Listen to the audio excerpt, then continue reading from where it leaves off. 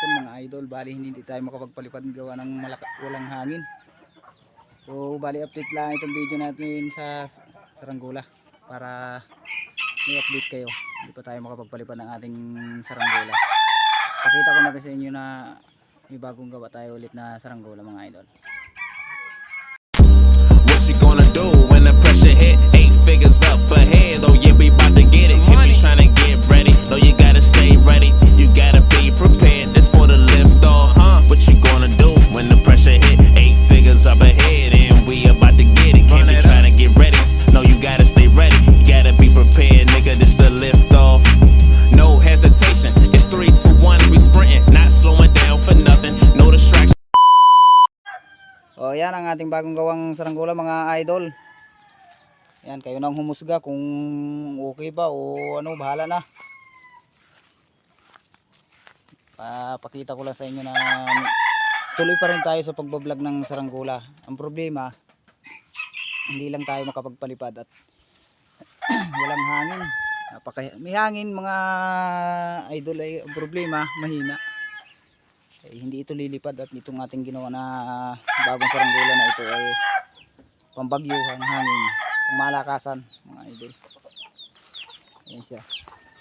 Bali na kabitan na natin ito, mayroon ng sumba. Yung kulang na lang nga ay test fly. Ipakita ko na rin sa inyo yung ating nilalagay sa saranggola. Ang tawag dito sa amin yan ay swivel mga idol. Yan, nilalagyan ko ng ganyan para miski malakas yung hangin ay hindi nadadali ang nylon yung ganito. Nagkakalamat mga idol pagka parehas tansi ang itinali mo lang, walang swivel. Yan ang ano mga idol. So yan mga idol, ating bagong gawang saranggola. Yan ang ating turaturang bagong gawa.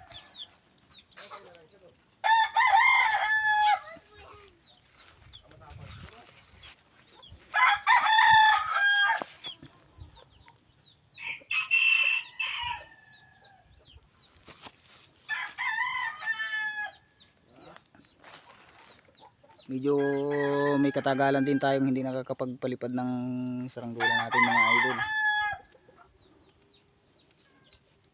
Lumakas nung nakaraang linggo ang hangin. Ang problema, mayroon tayong trabaho kaya hindi tayo makapagpalipad ng ating saranggola. Kaya ngayon lang ulit tayo makakapagpalipad pag gumanda-ganda ang hangin.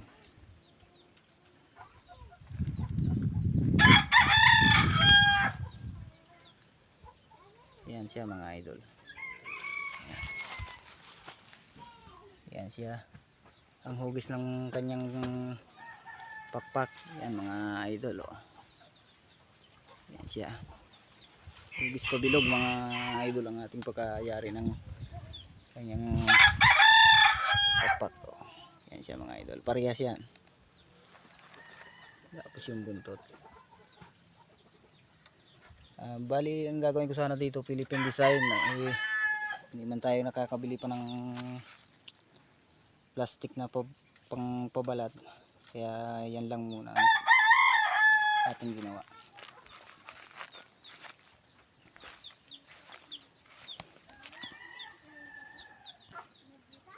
So pasensya na kayo mga idol kung hindi tayo malimit makapag-upload ng ating video, pero ayos lang mga idol.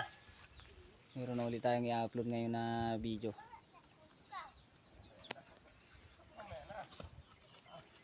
Kayo pupunta? Pahong kayo?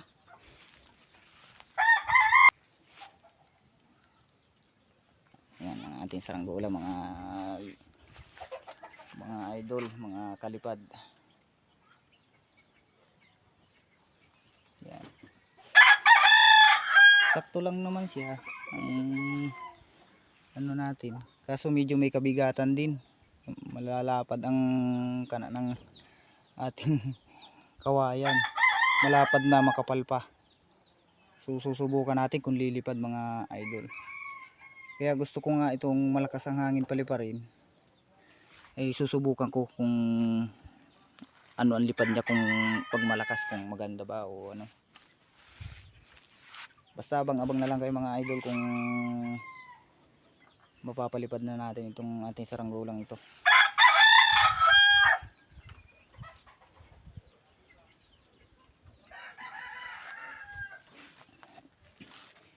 Saka ako po'y nagpapasalamat sa lahat ng nanonood na mga manonood, mga idol. Maraming salamat po sa inyong suporta. So sana wag kayong magsawa na sumuporta sa atin. At saka yung mga hindi pa po nakakapag-subscribe mga idol, mag-subscribe na po kayo sa ating Kalipad channel.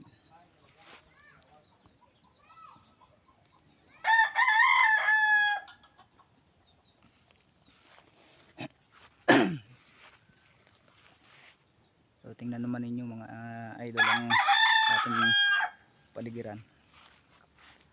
Halos hindi na umuga ang nyug sa hina ng hangin. Sobra pa ang init.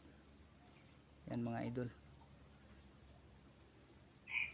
So plano ko sana magtitesting kung paliparin ito ngayon kung medyo may hangin. Ang problema mga idol ay wala. Kaya doon ko sana paliliparin siya doon sa ibabaw na yun mga idol. Malawak kasi ang parang doon mga idol. Yun. Para ganyan pag umahon ka dyan sa ibabaw ng bundok na yan.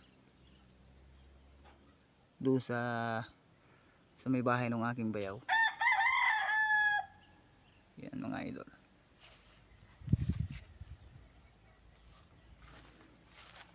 So hanggang dito na lang ang video na to mga idol. Maraming salamat sa inyong suporta. Yun lang mga idol. Maraming salamat po. Huwag niyo pong kalimutang mag-subscribe sa ating Kalipad channel. Hanggang dito na lang mga idol ang ating video. Maraming salamat po.